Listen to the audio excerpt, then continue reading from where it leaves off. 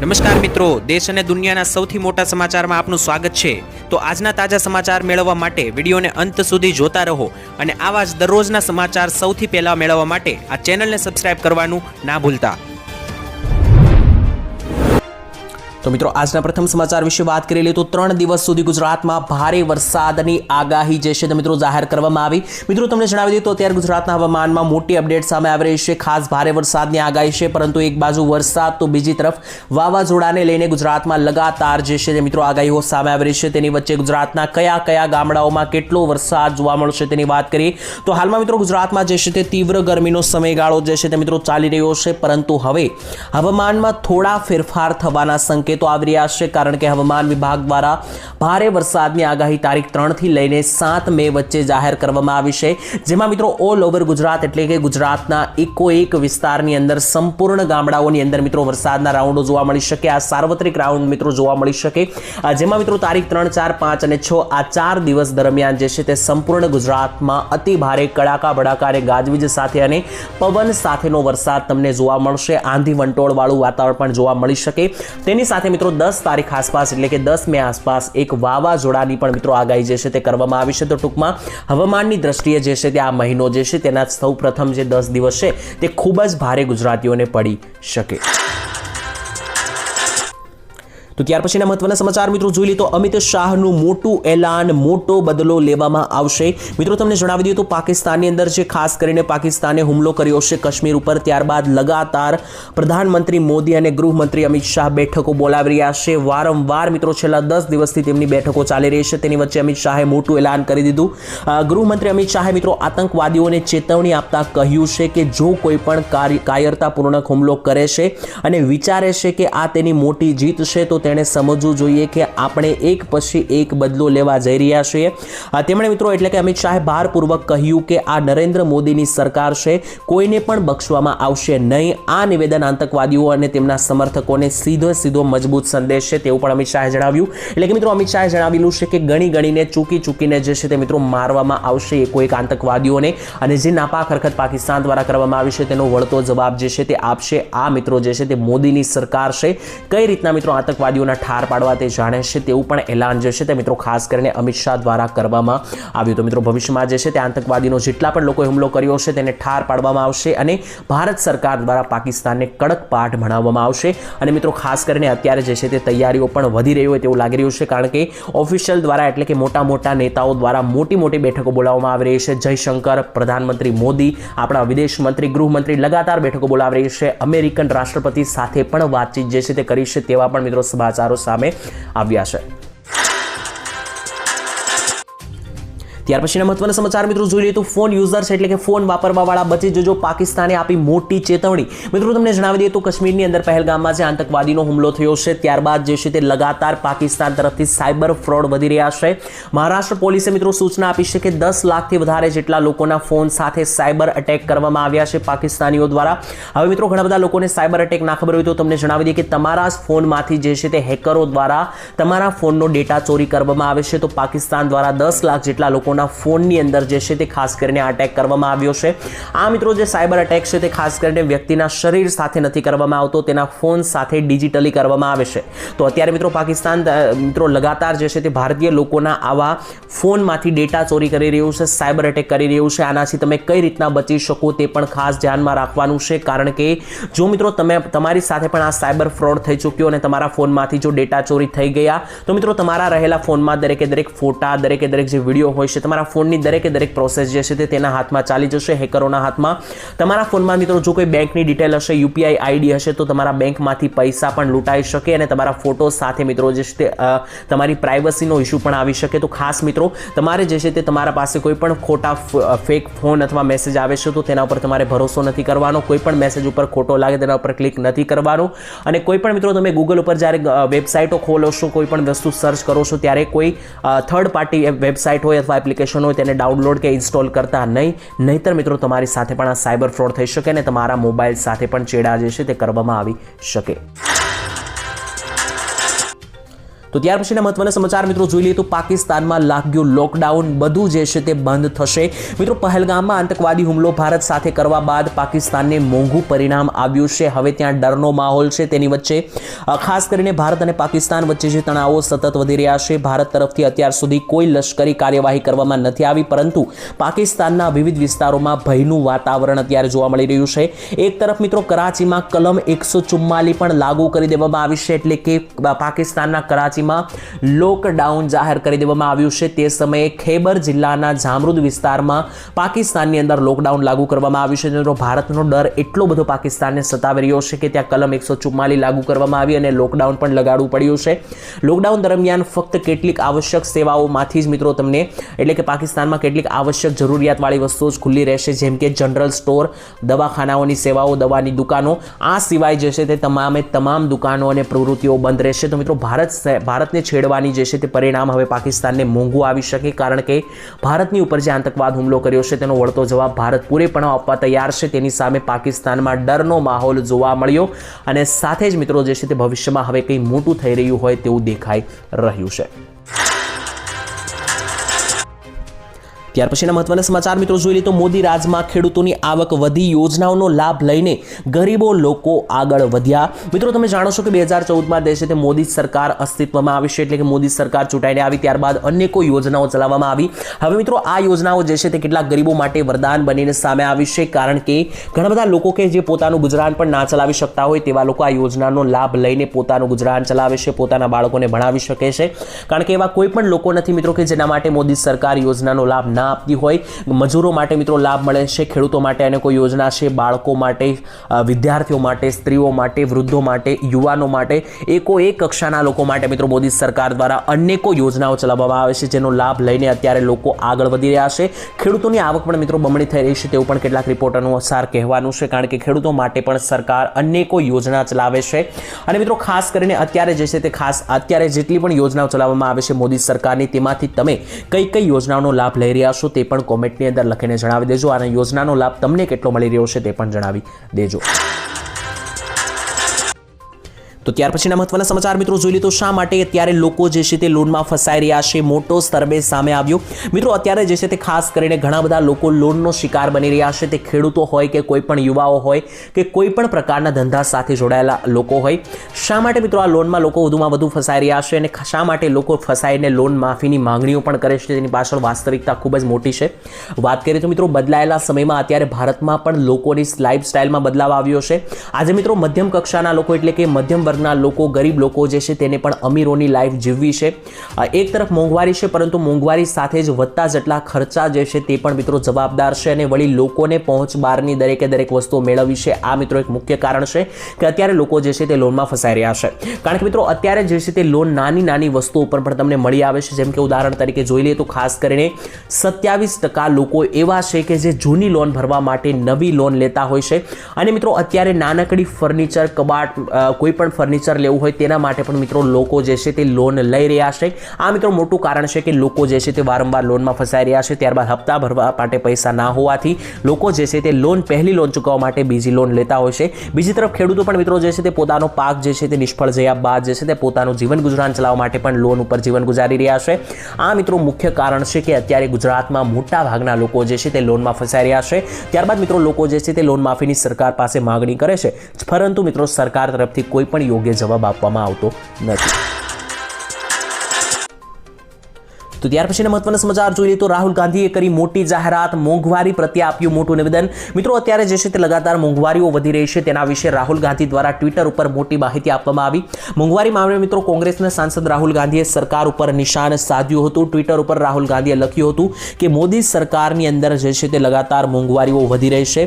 અત્યારે પેટ્રોલ જે છે તે ખાસ કરીને 31 રૂપિયા પ્રતિ લીટર મોંઘું થઈ ચૂક્યું છે. કોંગ્રેસની સરકાર હતી ત્યારે 66 રૂપિયા લીટર હતું, અત્યારે 100 રૂપિયા નજીક પહોંચી ગયું છે. બીજી તરફ મિત્રો તેમણે પણ જણાવ્યું કે ગેસ સિલિન્ડર પણ પહેલા 400 રૂપિયાનો મળતો હતો, હવે ગેસ સિલિન્ડર પણ મોંઘો થઈને અત્યારે 800 રૂપિયાએ પહોંચી ચૂક્યો છે. તેની સાથે લોટ, તેની સાથે કઠોળ, દૂધના ભાવ પણ લગાતાર વધી રહ્યા છે. તો મિત્રો તેમણે જણાવ્યું કે લોકોને એટલે કે રાહુલ ગાંધીએ જણાવ્યું કે લોકોને મોદી સરકાર જે છે તે મોંઘી પડી રહી છે, કારણ કે લગાતાર જે છે તે મોંઘવારી આસમાને પહોંચી રહી છે. કરી લે તો ગેસ સિલિન્ડરના ભાવમાં મોટો ઘટાડો જોવા મળ્યો. મિત્રો દર મહિનાની પહેલી તારીખે જે છે તે નવા ગેસ સિલિન્ડર પેટ્રોલ ડીઝલના ભાવ જાહેર થતા હોય છે, ત્યારે હવે મિત્રો આ મે મહિના માટે જે છે તે ગેસ સિલિન્ડરના ભાવો જાહેર કરવામાં આવ્યા છે. તો વાત કરીએ તો મિત્રો સૌથી પહેલા તમને જણાવી દઉં તો દર મહિનાની પહેલી તારીખે જે નવા ભાવો જાહેર થતા હોય છે તેવી રીતના આ વખતે પણ થયા છે. ખાસ કરીને મિત્રો 1 મે જે છે તેને વિશ્વ ગુજરાત દિવસ અને મજદૂર દિવસ તરીકે પણ આ બંને દિવસ તરીકે ઓળખવામાં આવે છે. તો આ દિવસે જે છે તે ગેસ સિલિન્ડરના ભાવમાં મોટો ઘટાડો નોંધાયો. એટલે કે હવે મિત્રો આ મે મહિનાની અંદર ગેસ સિલિન્ડરમાં તમને ઘણી બધી રાહત મળવાની છે, કારણ કે તમને જણાવી દઈએ તો કોમર્શિયલ ગેસ સિલિન્ડરના ભાવમાં ઘટાડો થયો છે. 19 કિલોગ્રામના કોમર્શિયલ ગેસ સિલિન્ડરના ભાવમાં 14.5 રૂપિયાનો ઘટાડો કરવામાં આવ્યો છે, અને જે ઘરેલું ગેસ સિલિન્ડર છે તેમાં કોઈ પણ બદલાવ કરવામાં આવ્યો નથી. એટલે કે મિત્રો જે ઘરે રસોઈ બનાવવા માટે જે ગેસ વાપરવામાં આવે છે તેનો ભાવ 852 રૂપિયા ગયા મહિને હતો, તેનો તે ભાવ મિત્રો રાખવામાં આવ્યો છે. તેમાં કોઈ ઘટાડો કરવામાં નથી આવ્યો, જ્યારે 19 કિલોના ગેસ સિલિન્ડરની અંદર ખાસ કરીને 14 રૂપિયા ઘટાડવામાં આવ્યા. તો ત્યાર પછીના મહત્વના સમાચાર મિત્રો જોઈ લે તો બહેનોને મળશે 12,000 રૂપિયાની સહાય. મિત્રો તમને જણાવી દઈએ તો મોટા સમાચાર આવી રહ્યા છે. નમોશ્રી યોજનામાં સરકાર જે છે તે હવે નક્કી કરેલી મહિલાઓને પ્રસૂતિ સહાય આપવામાં આવશે. ભારત સરકારે મિત્રો નક્કી કર્યું છે તે મુજબ હવે SC/ST કેટેગરીની મહિલાઓ, BPL કાર્ડ ધારક, NFSA કાર્ડ ધારક, તેની સાથે સાથે દિવ્યાંગતા ધરાવતા સહિતની કુલ 11 જેટલી કેટેગરીની મહિલાઓને જે છે તે સરકાર હવે 6,000ની જગ્યાએ 12,000ની સહાય આપશે. એટલે કે પ્રસૂતિ દરમિયાન જે છે તે મહિલાઓને પહેલા 6,000ની સહાય આપવામાં આવતી હતી. સરકારે હવે તેમાં વધારો કર્યો છે અને હવે 10,000 રૂપિયાની સહાય જે છે તે મહિલાઓને પ્રસૂતિ બદલ આપવામાં આવશે નમોશ્રી યોજના અંતર્ગત. તો જેટલી પણ મહિલાઓ આ યોજનાનો લાભ લેવા માંગતી હોય તે આ યોજનામાં અરજી કરીને 12,000 રૂપિયાની સહાય રકમ મર્યાદા મેળવી શકે છે. તો મિત્રો ત્યાર પછીના મહત્વના સમાચાર જોઈ લઈએ તો ગુજરાતમાં ભ્રષ્ટાચાર મુદ્દે મોટી જાહેરાતો કરવામાં આવી. મિત્રો ગુજરાતમાં છેલ્લા 30 કરતા પણ વધારે વર્ષથી ભાજપની સરકાર છે. ભાજપ સરકારમાં મિત્રો સરકારી કચેરીઓમાં ભ્રષ્ટાચારે અજગરે ભરડો લીધો હોય તેવું જોવા મળ્યું છે, છતાં પણ મોટા અધિકારીઓ ઉપર મિત્રો ભ્રષ્ટાચાર અને ગેરનીતિની ફરિયાદો થતા રાજ્યની ભૂપેન્દ્ર સરકાર એક્શન મોડમાં આવી છે.